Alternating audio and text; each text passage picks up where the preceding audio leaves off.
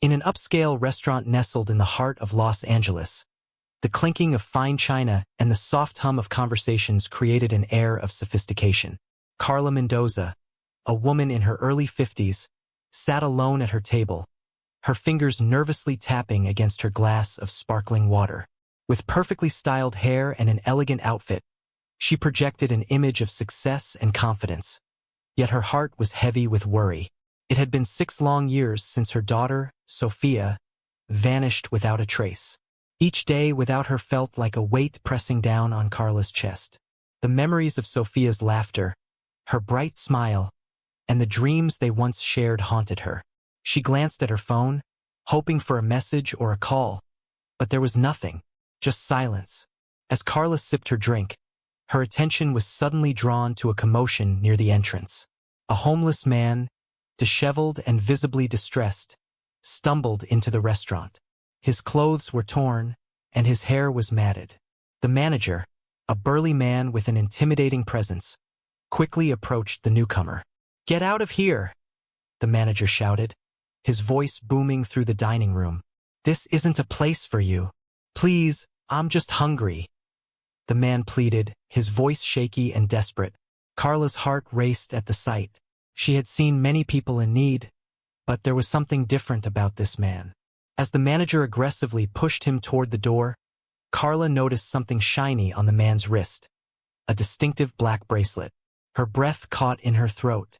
It was Sophia's bracelet, a gift she had given her daughter for her 18th birthday. Without thinking, Carla stood up and rushed toward them. "Stop! Let him go!" she commanded, her voice firm. The manager paused, clearly taken aback by her sudden outburst. "Ma'am, this man doesn't belong here," he replied, trying to assert his authority. Carla stepped closer, her gaze fixed on the homeless man. "Where did you get that bracelet?" she asked, her heart pounding with anticipation. The man looked down at his wrist, his expression shifting from fear to confusion. "It was a gift," he said hesitantly, "from a girl. She said I needed it more than she did." "Was her name Sophia?" Carla asked, barely able to contain her excitement. The man nodded slowly. "Yeah, that was her name. She helped me when I had nothing." Tears filled Carla's eyes as hope flooded her heart. "Do you know where she is now?" she asked urgently. The man shook his head. "I don't know. She just disappeared. But she was kind, always helping people." Carla reached out, gently touching the man's arm. "What's your name?" "James," he replied quietly. "James, I'm Carla. I need your help.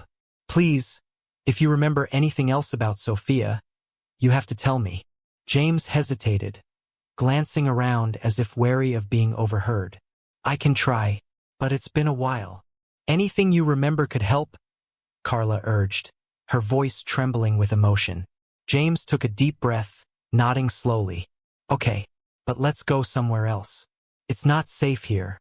Carla agreed, leading him out of the restaurant. They walked a few blocks to a small cafe that offered a quiet corner away from prying eyes.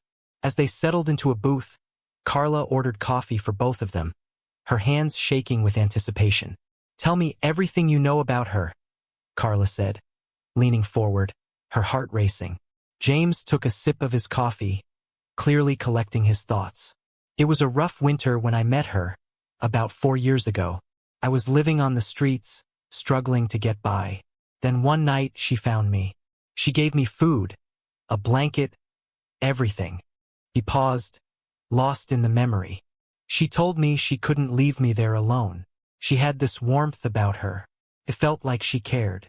Carla listened intently, hanging on every word. "Did she say why she was helping you?"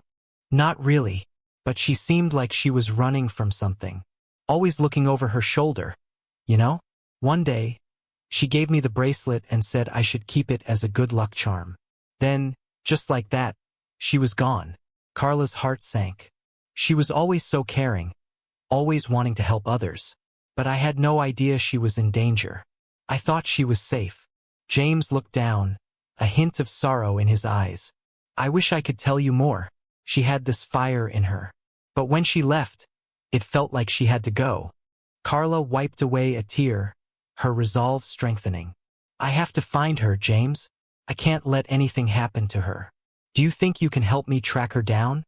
I can try, James replied, a glimmer of hope breaking through his weariness. If she was helping people, there might be others who saw her. We can ask around.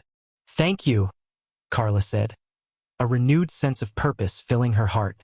I won't give up. I'll find her, no matter what.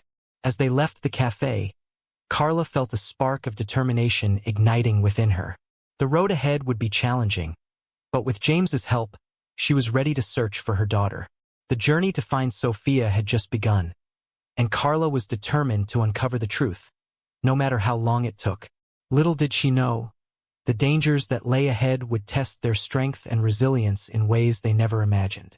Carla and James met every day for the next week, combing through Los Angeles' streets and shelters, searching for anyone who might have seen Sophia.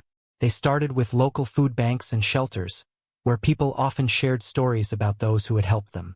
As they spoke to various individuals, James's familiarity with the street community proved invaluable. Excuse me, James said one afternoon as they entered a bustling soup kitchen. Have you seen a young woman named Sophia? She used to help around here. The kitchen manager, a middle-aged woman named Ruth, paused her work and looked at James thoughtfully. Sophia?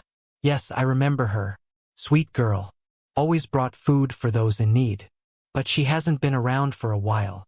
Carla's heart sank at the news, but she pressed on. Do you know where she went? Ruth frowned, shaking her head. I wish I did. Last I heard, she mentioned wanting to get away from the city, said something about the mountains. She talked about needing a fresh start. Mountains, Carla repeated, jotting down notes in her phone.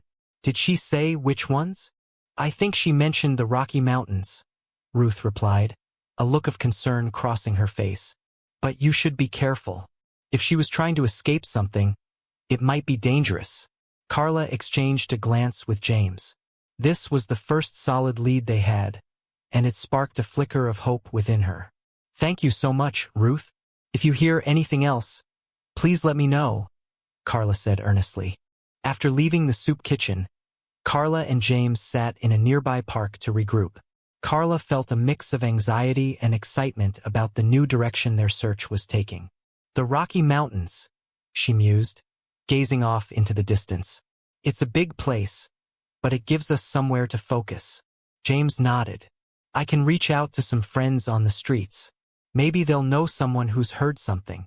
Thank you, James. I appreciate everything you're doing, Carla replied, grateful for his willingness to help. As the sun began to set, they parted ways, and Carla felt a renewed sense of purpose.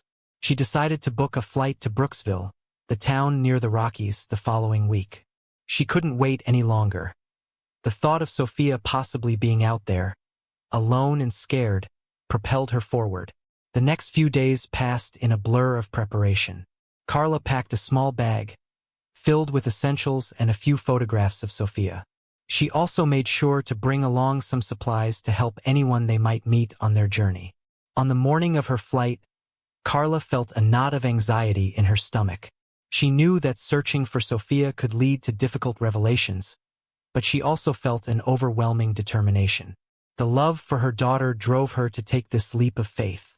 Upon landing in Brooksville, Carla was struck by the serene beauty of the small town. Surrounded by tall trees and mountains in the distance, it was a stark contrast to the bustling city she was used to.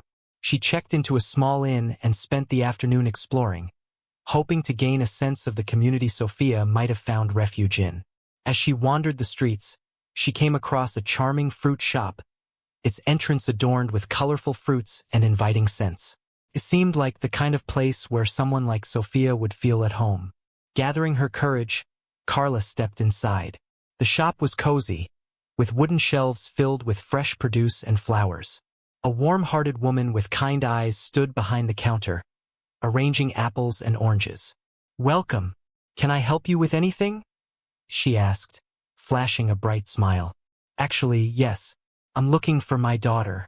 Her name is Sophia, Carla said, her voice trembling slightly. She might have worked here. The woman's expression shifted as she processed Carla's words. Sophia? Yes, I know her. She worked here for a while. But she hasn't been around in months. Do you know where she went? Carla pressed, feeling a surge of desperation. The woman, whose name Carla learned was Linda, shook her head. I wish I did. She was such a lovely girl, always so helpful. She mentioned wanting to get away, said something about the mountains. Carla's heart raced at the confirmation. Did she say anything about where she might be going? Linda looked thoughtful for a moment. She mentioned a small town near the Rockies called Maplewood. I believe she wanted to find peace there. Carla scribbled down the information, her hands shaking with excitement. Thank you. That's incredibly helpful. Linda stepped closer, her eyes softening with empathy. If you're looking for her, I hope you find her safe. She deserves happiness. Thank you, Carla said, feeling grateful for Linda's kindness. I'll do everything I can to bring her home. As Carla left the shop, she felt a mixture of emotions swirling inside her. Hope, anxiety, and a renewed sense of determination. Maplewood could be where Sophia was, and she would do whatever it took to find her daughter. Back at her inn, Carla reached out to James, updating him on her findings. It looks like she may have gone to Maplewood. I'll head there next, she told him over the phone. Be careful, Carla. It might not be as simple as it sounds, James warned. I know, Carla replied, steeling herself for the journey ahead. But I have to try. I can't let anything stop me from finding her. As she hung up the phone, Carla felt a sense of calm wash over her. She was on the right path, and with each step closer to Maplewood, she was one step closer to bringing Sophia back into her life. The love between them would guide her through whatever challenges lay ahead, and she was ready to face them head-on. The next morning, Carla woke up with the sun shining through her window, illuminating the room in warm golden light. She took a deep breath, feeling a mix of excitement and nervousness as she prepared for her journey to Maplewood. After a quick breakfast, she packed her bag, ensuring she had the essentials: her phone, some cash, and the photographs of Sophia. With a determined heart, she checked out of the inn and headed for her car. The drive to Maplewood was scenic, with the Rocky Mountains looming in the distance, their peaks kissed by the early morning sun. Carla felt the beauty of the landscape surrounding her, but her mind was focused on one thing: finding Sophia. Each passing mile brought her closer to her daughter, but also closer to the unknown. As she entered Maplewood, the quaint town greeted her with its charming streets and friendly faces. Carla parked her car near the center of town and took a moment to gather her thoughts. She could sense the community was tight-knit, which could be both a blessing and a challenge in her search for Sophia. Carla started her search at the local diner, a bustling spot filled with locals enjoying breakfast. She stepped inside, the aroma of freshly brewed coffee enveloping her. Taking a seat at the counter, she ordered a coffee and introduced herself to the waitress, a cheerful woman named Betsy. I'm looking for my daughter, Sophia. She may have been in this area, Carla explained, her heart racing with anticipation. Betsy nodded, her expression turning serious. I've seen her around. She used to come in here for coffee, but she hasn't been by in a while. Last I heard, she was staying away from the city. Do you know where she might be now? Carla asked, her voice filled with urgency. Betsy shook her head but leaned in closer. I heard she mentioned something about wanting to live in a cabin in the woods, a quiet place to think and heal. You might want to check with the locals who own cabins near the lake. Thank you, Betsy. That's really helpful, Carla said, her heart pounding with hope. Do you know where I could find these locals? Just head up to the lake and ask around. There are a few families who run cabins. They'll likely know something.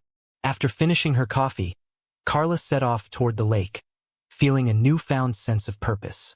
The path wound through tall trees and wildflowers, the serenity of nature calming her nerves.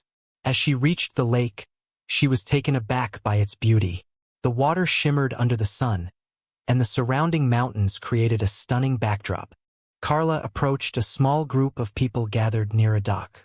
They were families enjoying the day, and she took a deep breath, preparing to ask her questions. Excuse me, she said, stepping forward. I'm looking for my daughter, Sophia. She might have been here. A woman with short, curly hair turned to her. Sophia? I remember her. She helped us last summer when we were picking apples. Do you know where she is now? Carla asked, hope igniting within her. The woman frowned, her expression serious. She said she needed to find a place away from everything. She mentioned a cabin near the edge of the woods. Could you show me? Carla pleaded. It's really important. The woman hesitated, then nodded. Sure, I can take you there. It's not far from here. As they walked through the woods, Carla felt a mixture of excitement and anxiety. Each step brought her closer to her daughter, but she was also fearful of what she might find. Would Sophia be okay? Would she want to see her after all this time? Finally, they arrived at a small, rustic cabin nestled among the trees. The sight sent a wave of emotions crashing over Carla. This could be it. She stepped forward, her heart racing as she knocked on the door. After a moment, the door creaked open, revealing a tired but familiar face. Sophia stood there, looking surprised and uncertain. Mom, she breathed, her eyes widening in disbelief. Carla's heart soared. Sophia, she exclaimed, tears of relief filling her eyes. I found you. Sophia looked around nervously, her expression a mixture of joy and fear. How did you find me? She asked, stepping back slightly as if preparing to close the door. I've been looking everywhere for you, Carla replied, her voice trembling with emotion. I met James and he told me about you. I had to come. Sophia's gaze softened, and for a brief moment, it felt like the years of separation melted away. Mom, I didn't want you to find me like this. I know, Carla said gently, stepping forward. But you don't have to hide anymore. We can figure this out together. Sophia hesitated, looking back at the cabin, then at her mother. I don't know if I can go back. Carla took a deep breath, sensing her daughter's fear. I understand, but you're not alone. We'll face whatever is out there together. I promise. The tension in the air shifted as Sophia stepped outside. Uncertainty etched on her face. The bond between mother and daughter, though strained, was still there. It was a start, and that was all Carla needed. As Sophia stepped out of the cabin, the warmth of the sun contrasted sharply with the chill of uncertainty hanging between her and Carla. The moment felt surreal, like stepping back into a past she had desperately tried to escape. Mom, she began, but the words caught in her throat. Let's talk, Carla urged softly, her voice steady despite the whirlwind of emotions inside her. She reached out, gently taking Sophia's hand. We can sit on the porch. They moved to the small wooden steps, both feeling the weight of years lost between them. Carla looked at Sophia, taking in her daughter's familiar features. The same bright eyes that had once sparkled with joy, now clouded with fear. I've missed you so much, Carla said, her voice trembling. I missed you too, Sophia admitted, tears forming in her eyes. But I had to leave. I didn't want to put you in danger. Danger? What are you talking about? Carla asked, her heart racing as she recalled James's warning about the criminals. Sophia took a deep breath, gathering her courage. I saw something terrible back in LA. A murder, and I think they're looking for me. The revelation struck Carla like a thunderbolt. Oh, Sophia, she whispered, panic rising. Why didn't you tell me?